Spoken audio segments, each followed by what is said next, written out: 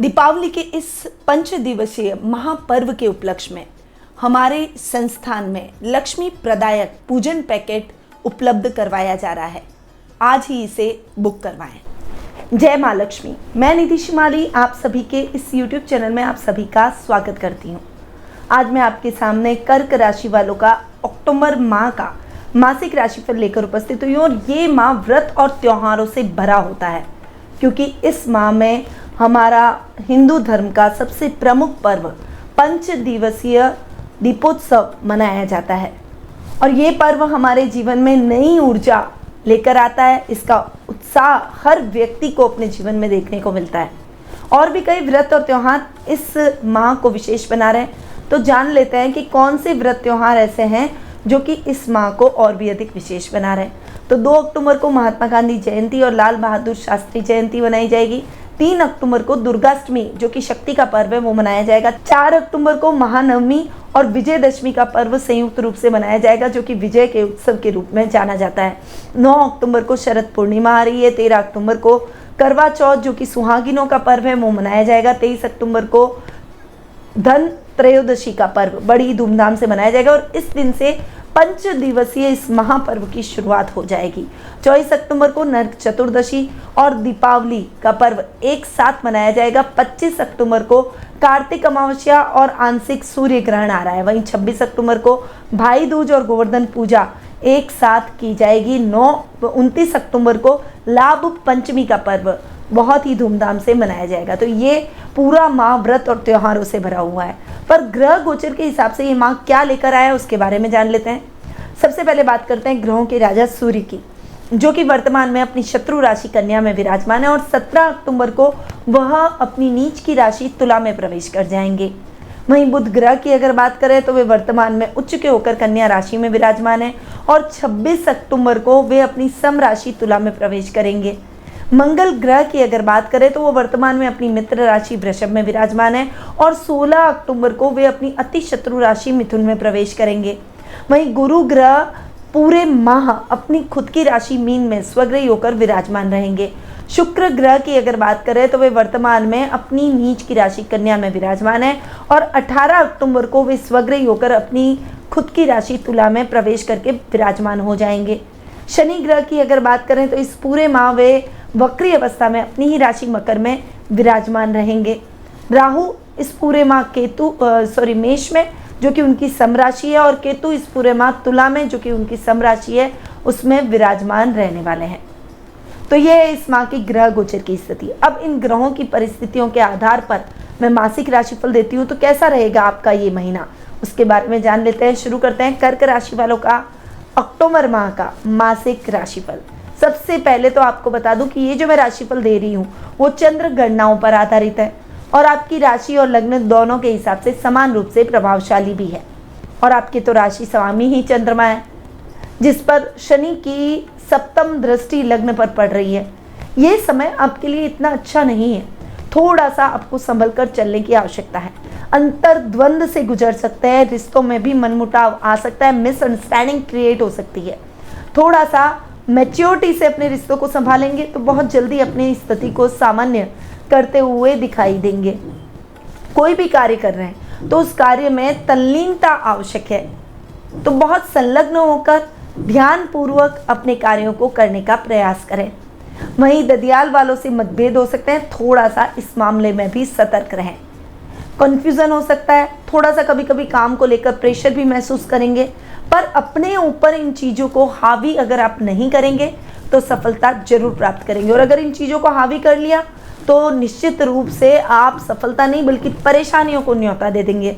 इसीलिए आपको अपनी किसी भी कठिनाई में हार मानने की आवश्यकता नहीं है और निराशा अपने जीवन में न लाएं। अब आते हैं द्वितीय स्थान पर। द्वितीय भाव की अगर बात करूं तो द्वितीय भाव के स्वामी है सूर्य, जो कि अपने से एक घर आगे जाकर बैठे हैं।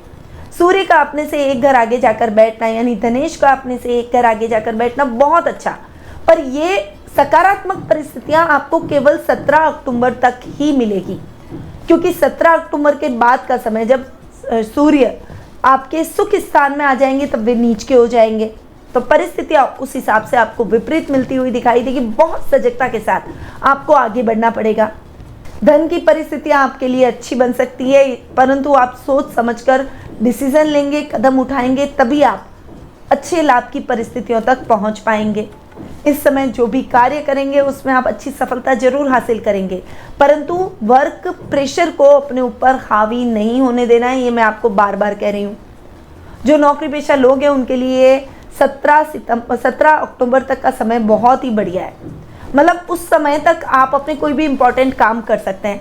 कोई इम्पोर्टेंट यात्रा है, इम्पोर्टेंट काम जो आपके लिए बहुत महत्वपूर्ण है, वो 17 तारीख से पहले निपटा लें। उसके बाद का समय इतना अच्छा नहीं है, क्योंकि देखिए एक तो सूर्य नीच के भी हो रहे हैं सुख स्थान में, और दूसरा केतु के साथ में ग्रहण योग भी बना रहे हैं, जो कि छोटे छोटे कामों को अटका सकता है। इसीलिए इस समय को बहुत सतर्क होकर आपको निर्वहन करना पड़ेगा। अब आते हैं तृतीय भाव पर। तृतीय भाव की अगर बात करूं तो तृतीय है बुध, जो कि उच्च के होकर तृतीय स्थान में जाकर विराजमान हो रहे हैं। और देखिए बहुत अच्छी बात है कि बुध पर गुरु की दृष्टि पड़ रही है। गुरु की सप्तम दृष्टि शुक्र, सूर्य और बुध पर आधे महीने पड़ने वाली है, क्योंकि शुक्र भी 18 अक्टूबर तक आपके तृतीय भाव में रहेंगे, 17 अक्टूबर तक सूर्य रहेंगे, और बुध तो लगभग पूरे महीने यानी 26 अक्टूबर तक आपके तृतीय स्थान में जाकर विराजमान होंगे। और ये जो समय है ये आपके लिए बहुत ही अच्छा और कल्याणकारी परिणामों से भरा रहेगा। इसीलिए इस समय का आपको निश्चित रूप से अच्छे तरीके से सदुपयोग भी करना चाहिए। अब अगर बात करें आपके वर्क प्लेस की, तो अधिकारियों का साथ और सहयोग आपको भरपूर मिलेगा। प्रमोशन के पूरे चांसेस इस समय बनते हुए दिखाई देंगे। राह में आ रही बाधाएं और रोड़े सब खत्म हो जाएंगे और आपका एकदम विजन क्लियर होता हुआ दिखाई देगा। बुध उच्च के, सूर्य उनके साथ बैठे, सूर्य बुध का बुधादिति योग भी बन रहा है, और ये समय इस योग का आपको भरपूर सदुपयोग करने के लिए प्रेरित करेगा। और आप अगर अपने इस समय का सदुपयोग कर लेंगे तो निश्चित रूप से परिणामों को अपने लिए सकारात्मक पाएंगे। वहीं ये समय भाई बहनों के साथ में ट्यूनिंग को और अधिक बेहतर करेगा। अपनी हॉबी, जो भी आपकी हॉबी है जिससे आपको प्रसन्नता मिलती है, उसमें आपको सफलता दिलवाएगा। वहीं राजनीति में अटके हुए कार्य भी आपके द्रुत गति से संपन्न होंगे। अब बुध आपके पराक्रम भाव के स्वामी होने के साथ साथ आपके द्वादश स्थान के भी स्वामी हैं, और द्वादश भाव के स्वामी का अपने से चतुर्थ जाकर बैठना और उच्च का होकर बैठना आपके कार्यों में आपको बहुत शानदार सफलता के योग दिलवाएगा। इस समय आईटी फील्ड से जुड़े हुए लोगों को बहुत फायदा हो सकता है। वहीं अगर आप अकाउंटिंग के फील्ड से जुड़े हुए हैं, सीए सीएस है, अगर आप कोई ऐसा कार्य कर रहे हैं जिससे आपको तकनीकी ज्ञान और अधिक प्राप्त हो, तो ऐसे कार्यों में आपको निश्चित रूप से सफलता प्राप्त होगी। जो छात्र बाहर पढ़ रहे हैं उनके लिए ये समय बहुत ही अच्छा है। वाणिज्य वर्ग के छात्रों के लिए तो ये समय बहुत शानदार परिणाम लेकर आएगा, और इस समय आपके खर्चे भी कम होते हुए दिखाई देंगे। खर्चों पर आप अच्छा खासा नियंत्रण कर ही लेंगे। अब आते हैं आपके सुख स्थान पर। सुख स्थान की अगर बात करें तो सुखेश है शुक्र, जो कि अपने से 12वें जाकर बैठे हैं और नीच के होकर बैठ रहे हैं। तो शुक्र का नीच का होकर बैठना, हालांकि देखिए गुरु की दृष्टि भी है और बुध चूंकि उच्च के हैं तो नीच भंग योग बन गया, पर उसके बावजूद भी शुक्र के रिजल्ट इतने अच्छे नहीं मिलेंगे। इसीलिए प्रॉपर्टी में इन्वेस्टमेंट करते समय सजगता रखनी है। जल्दबाजी में कोई भी निवेश ना करें, क्योंकि सुखेश अपने से 12वें और सुख स्थान में केतु बैठ गए, जो कि कहीं ना कहीं आपके भूमि संबंधी विवादों को बढ़ा सकता है, कहीं ना कहीं प्रॉपर्टी से संबंधित कार्यों को अटका सकता है। इसीलिए आपको इस समय बहुत ज़्यादा केयरफुल होकर अपने जीवन में आगे बढ़ना पड़ेगा। इस समय कोई भी डिसीजन जल्दबाजी में ना लें। अपने माता पिता से सलाह लेकर ही आप कोई भी कार्य करें, तभी आप उसमें अच्छी सफलता प्राप्त करेंगे। इस समय दूरगामी यात्रा से आपको बचना चाहिए, क्योंकि यात्रा आपके लिए सुखद और मंगलमय नहीं है।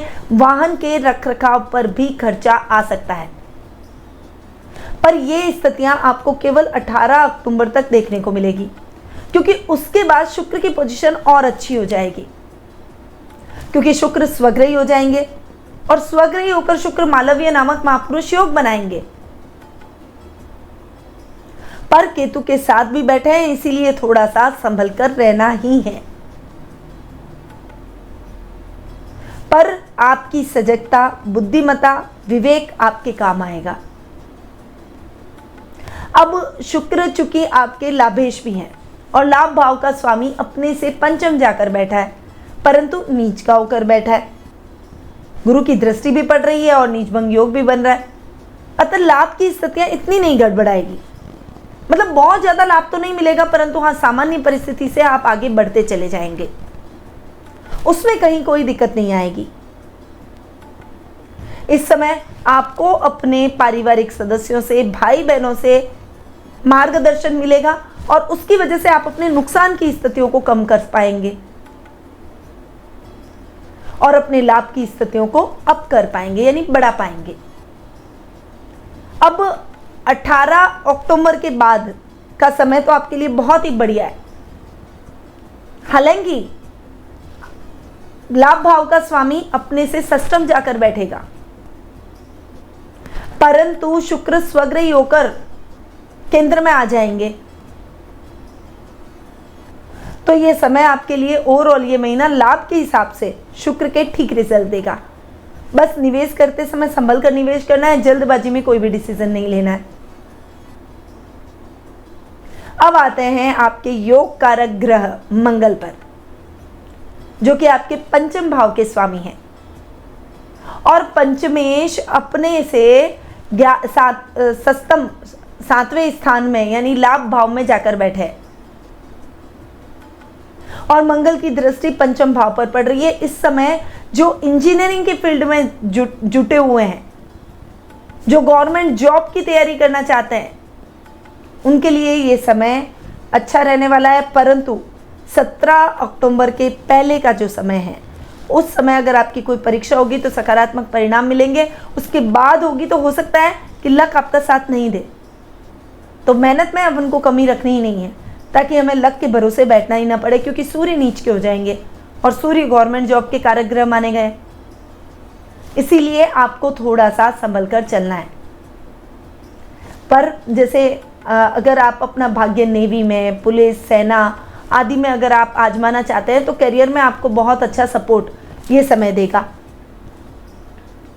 अगर आप खेलों में अपना भाग्य आजमाना चाहते हैं, यानी आप स्पोर्ट्स में बहुत अच्छे हैं, तो इस समय आपको स्पोर्ट्स से बहुत अच्छा लाभ प्राप्त होगा, सम्मान प्राप्त होगा, प्रसिद्धि प्राप्त होगी।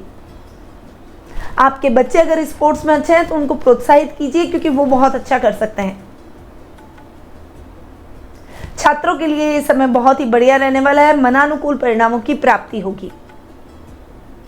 वहीं करियर में भी जो युवक युवतियां आगे बढ़ना चाहते हैं, उनके लिए भी कुछ नई योजनाएं, कुछ नए आइडियाज आपको अपने करियर के लिए मिलते हुए दिखाई देंगे। अब मंगल की अगर बात करें तो मंगल आपकी कुंडली में 16 अक्टूबर को अपने से लाभ भाव से द्वादश स्थान यानी खर्च भाव में जा रहे हैं, परंतु कर्म भाव का स्वामी अपने से तृतीय जाकर बैठ रहा है और पंचम भाव का स्वामी अपने से अष्टम चला जाएगा। तो उस समय आपको थोड़ा सा केयरफुल रहना है, कोई भी डिसीजन जल्दबाजी में ना ले और अपने खर्चों को नियंत्रित कर दें। हालांकि मंगल 12th में बैठकर आपके खर्चों को अपने आप ही कंट्रोल में ले आएंगे, जो मिसमैनेजमेंट, बजट जो बिगड़ा हुआ है उसे सिस्टमैटिक कर देंगे। पर कर्म भाव में राहु भी बैठे, जो कि काम में कहीं ना कहीं दिक्कतें, परेशानियां लाते हैं, कुलीग्स के साथ में, अधिकारियों के साथ में ट्यूनिंग को बिगाड़ते हैं, मिसअंडरस्टैंडिंग क्रिएट करते हैं। परंतु अभी इस समय, इस माह अगर आपके ऊपर कोई भी लीगल कार्रवाई होती है तो उसका फैसला आपके पक्ष में ही जाएगा, इस बात को ध्यान रखिएगा, क्योंकि राहु 10th में बैठकर आपके कोर्ट कचहरी के मुकदमों में आपको विजय दिलाता है। परंतु प्रयास ये करने हैं कि ऐसी नौबत ही ना आए। तो मंगल के रिजल्ट आपको बहुत ही अच्छे और शानदार देखने को मिलेंगे। अब आ जाते हैं सीधा षष्ठम भाव पर। षष्ठम भाव की, रोग भाव की अगर बात करूं, रोग भाव के स्वामी है गुरु, जो कि भाग्य स्थान में स्वग्रही हो रहे हैं। स्वास्थ्य के प्रति थोड़ा सा अवेयर रहें, खासकर अपने वजन के प्रति। वजन ना बढ़े, इस बात का ध्यान रखें। इस समय रुपए पैसे से संबंधित कार्यों में आपको सफलता प्राप्त होगी। धनियाल पक्ष से पूरा सपोर्ट आपको देखने को मिलेगा। जो भी यात्राएं होगी वो आपके लिए सुखद और मंगलमय होगी। वहीं इस समय शत्रु और विरोधी भी आपसे कांपेंगे। आप जहां भी हाथ रखेंगे वहां आप सफलता प्राप्त करेंगे। अब चूंकि गुरु आपके षष्ठम भाव के स्वामी होने के साथ साथ भाग्येश्वी हैं, तो धर्म कर्म के कार्यों में भी आपकी रुचि को बढ़ाएंगे। ऐसे कार्यों में आपके योगदान बढ़ेंगे। मानव सेवा, जन कल्याण, प्याऊ लगवाना, धार्मिक अनुष्ठान करवाना, ऐसे कार्यों में आपकी प्रवृत्ति बढ़ती हुई दिखाई देगी। और इससे कहीं ना कहीं आपको मानसिक शांति भी मिलेगी और एक कॉन्फिडेंस लेवल भी बनता हुआ दिखाई देगा। हमेशा केवल हम पैसे की दौड़ थोड़ी ना दौड़ सकते हैं। हमारे जीवन में रुपए, पैसे, धन, लालसा, इनसे ऊपर भी एक चीज है जो कि प्रभु भक्ति, आध्यात्म। और व्यक्ति गृहस्थ जीवन में भी आध्यात्म से जुड़ सकता है। ऐसा नहीं है कि आप अपनी गृहस्थी में इतना बिजी हो गए हो कि आपको भगवान का नाम ही नहीं लेना है, और जब आप फ्री होगे तब आप भगवान का नाम लोगे, तो भगवान भी आपकी क्यों सुनेगा। अपने गृहस्थ जीवन के साथ आपको प्रभु भक्ति में जरूर लगना चाहिए। जो युवक युवतियां नौकरी की तलाश कर रहे हैं उनकी वो तलाश खत्म हो जाएगी। अच्छी नौकरी आपको मिलने के पूर्ण योग बने हुए हैं। अब आ जाते हैं सीधा आपके सप्तम और अष्टम भाव पर, क्योंकि इन दोनों के स्वामी है शनि, जो कि सप्तम भाव में वक्री होकर और स्वग्रही होकर विराजमान है। जो लोग ग्रॉसरी का काम करते हैं, किसान वर्ग हैं, जो लोग खेती बाड़ी से अपना जीवन यापन करते हैं, जिनका कोई मेगा मार्ट है, उन सभी के लिए ये समय अच्छा रहने वाला है, परंतु संभल कर चलने का समय है। एक गलत डिसीजन आपके सकारात्मक परिणामों को नकारात्मक कर सकता है, इसीलिए हमें बहुत सोच समझकर कदम बढ़ाना है। व्यापार में कुछ रिस्की ना करें, सामान्य तरीके से अपने कार्यों को करने का प्रयास करें, और गलत ढंग से अपने कार्यों को पूर्ण करने का प्रयास तो बिल्कुल भी ना करें, क्योंकि इससे बुरी तरह से फंस सकते हैं। अब शनि चूंकि आपके अष्टमेश्वी हैं, तो अष्टम भाव के हिसाब से भी आपको संभल कर रहना है, क्योंकि वक्री अवस्था में है। और वक्र शनि थोड़े से और ज्यादा उग्र होते हैं। हालांकि ये शनि का ही स्थान है, इसीलिए अपने स्थान को तो वो थोड़ा ठीक करेंगे, पर फिर भी आपको संभल कर रहना है। यात्राएं करते समय सजग रहें, अपने सामान का ध्यान रखें, वाहन चलाते समय सावधानी रखें, जानवरों से जरूर सावधान रहें। इस समय आपको जरूरत से ज्यादा किसी पर भी भरोसा करके अपने कामों को उस पर नहीं डालना है। खुद ही खड़े रहें और खुद ही अपने कार्यों को करें। अगर आप किसी और पर विश्वास करेंगे तो वो आपका काम पूरा नहीं करेगा, उल्टा नुकसान करवा देगा। इसीलिए इन बातों को ध्यान में रखकर ही आपको अपने जीवन में आगे बढ़ना पड़ेगा। तो ये था कर्क राशि वालों का अक्टूबर माह का मासिक राशिफल। अब आ जाते हैं कुछ शुभ तिथियों के बारे में जान लेते हैं कि कौन सी तारीखें आपके लिए बहुत शुभ रहने वाली है। 1 से 5 तारीख, 8 से 14 तारीख, 18 से 24 तारीख और 27 से 31 तारीख, ये तारीखें आपके लिए बहुत ही शुभ और लकी रहने वाली है। इस समय आप अपने कोई भी शुभ या मांगलिक कार्यों की शुरुआत कर सकते हैं। वहीं अशुभ तारीखों के बारे में भी जान लेते हैं। तो 6, 7, 15, 17, 25 और 26 ये तारीखें आपके लिए थोड़ी सी ध्यान देने योग्य तारीखें हैं। इस समय कोई भी रिस्की काम हाथ में न लें और गलत कार्य में लिप्त न हो, अपने शुभ काम टालें। अब शुभ रंग पर आ जाते हैं, और शुभ रंग की अगर बात करूं तो इस माह आपके लिए लाल, टमाटरी, ऑरेंज, गुलाबी और रानी, ये 5 कलर बहुत ही शुभ रहने वाले हैं। इन रंगों का उपयोग आप ज़्यादा से ज़्यादा बार कर सकते हैं। अब आते हैं उपायों पर। तो कर्क राशि वाले जातकों को गुरुवार के दिन केले के वृक्ष की पूजा आराधना करनी चाहिए।